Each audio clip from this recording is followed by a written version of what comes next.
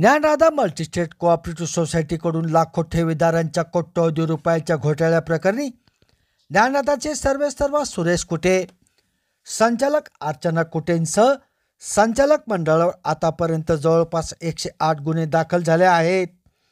ज्ञानराधा घोटाळ्याप्रकरणी सुरेश कुटे व अर्चना कुटे सध्या बीडच्या जेलमध्ये असताना एक धक्कादायक माहिती समोर येत आहे.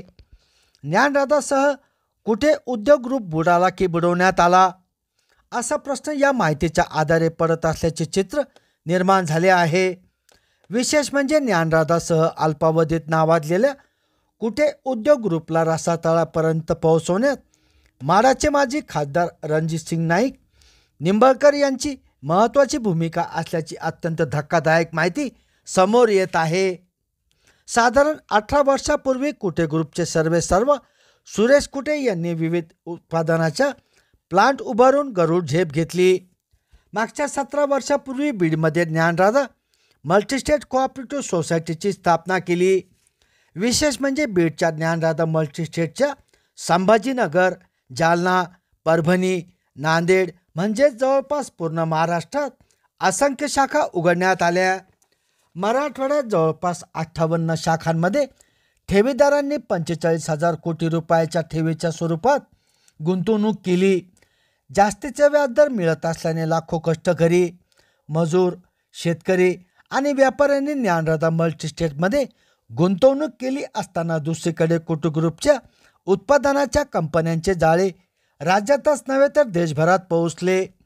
दरम्यान अचानक ज्ञानराधा मल्टीस्टेटसह कुटे ग्रुपला अचानक उतरती कळा लागली. बघता बघता ज्ञानराधा व कुटे उद्योग ग्रुप कोसळून गेला. आपल्या ठेवी परत मिळत नसल्याने लाखो ठेवीदारांमध्ये आक्रोश वाढला. ज्ञानराधाचे सर्वेसर्वा सुरेश कुटे शेवटी पैसे परत करण्यात असमर्थ ठरल्याने शेवटी ठेवीदारांनी न्यायालयात धाव घेतली.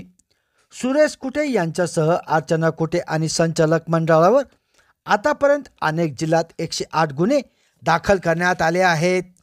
तर दुसरीकडे आपले लाखो रुपयांच्या ठेवी बुडाल्याने आतापर्यंत तब्बल 7 ठेवीदारांनी आत्महत्या केल्याची माहिती समोर येत आहे. ठेवीदारांच्या ठेवी परत मिळवून देण्यासाठी प्रादेशिक व अंबेजोगाई ठेवीदार कृती समितीचे अध्यक्ष लक्ष्मणराव गोरे यांच्या खंबीर नेतृत्वात विविध आंदोलन करण्यात येत आहे. यात न्यायालयीन प्रक्रियेचा सुद्धा समावेश आहे. दरम्यान संभाजीनगर समाचार न्यूज चॅनलचे संपादक सुनील टाक यांनी याबाबत बातम्यांच्या माध्यमातून पाठपुरावा केल्याने 2 वर्षापासून फरार असलेल्या अर्चना कुटे हिला पुण्यातून अटक करण्यात आली. याबाबत पोलीस तपास करत असताना एक धक्कादायक माहिती समोर येत आहे. याबाबत मिळालेल्या माहितीनुसार ज्ञानराधा मल्टीस्टेटसह कुटे ग्रुपला बुडवण्यात माडाचे खासदार रणजितसिंग नाईक निंबाळकर यांची महत्त्वाची भूमिका असल्याची माहिती मिळत आहे. माजी खासदार रणजितसिंग नाईक सुरेश कुटे यांच्या संपर्कात आले. यात निंबाळकर यांनी फलटण आणि तिसगाव येथील स्वराज डेअरी घेण्यासाठी बाध्य केले. 2018-19 मध्ये निंबाळकरांचे हे दोन्ही प्लांट म्हणजे स्वराज डेअरी प्लांट 1,000 कोटी रुपयात सुरेश कुटे यांना विकण्यात आली.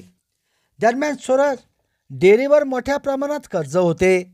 परिणामी कर्जदार सुरेश कुटे यांच्याकडे पैशासाठी तगादा लावत असल्याने कुटे अडचणीत सापडले. 4,500 कोटी रुपयाचे कर्ज फेडल्यानंतर मात्र निंबाळकर यांच्याकडून घेतलेला स्वराज डेअरीचे गुड मॉर्निंग असे रूपांतर करून ही डेअरी अल्पावधीत कुटे यांनी विस्तारित केली. जी डेअरी तोट्यात गेली होती ती डेअरी कुटे यांनी नावारूपास आणली. असे असताना निंबाळकर यांनी ही डेअरी परत मला विकण्यात यावी असा तगादा लावला. सुरुवातीच्या 2 वर्षे कुटे यांचा गुड मॉर्निंग प्लांट सुरूच होऊ दिला नाही. राजकीय वजन वापरून कुटे ग्रुपला धमक्या देण्याचे सत्र सुरू झाले. अखेर हताश झालेल्या सुरेश कुटे यांनी हा प्लांट निंबाळकर यांना 400 कोटी रुपयात विकला. एकंदरीत यात सुरेश कुटे हजारो कोटींचे नुकसान झाले आणि येथूनच कुटे ग्रुपला उतरती कळा लागली आणि शेवटी कुटे ग्रुप बुडाला. सारासार असे की ज्ञानराधा मल्टीस्टेटसह कुटे उद्योग ग्रुप समूहाला बुडवण्यात महाराष्ट्राचे खासदार रणजितसिंग नाईक निंबाळकर यांचा हात असल्याची चर्चा रंगत आहे. दरम्यान निंबाळकर यांनी कुठे उद्योग ग्रुप ठरवून बुडवला की तो अचानक बुडाला, याबाबत अद्याप स्पष्ट माहिती उपलब्ध मिळाली नाही. याबाबत पोलीस यंत्रणा पुढील तपास करीत आहेत. मात्र या कारस्थानात लाखो ठेवीदारांची हजारो संसारे उद्ध्वस्त झाली. अनेकांना आपले प्राण गमवावे लागले, यात काही दुमत नाही. संभाजीनगर समाचार न्यूज चॅनल साठी सुनील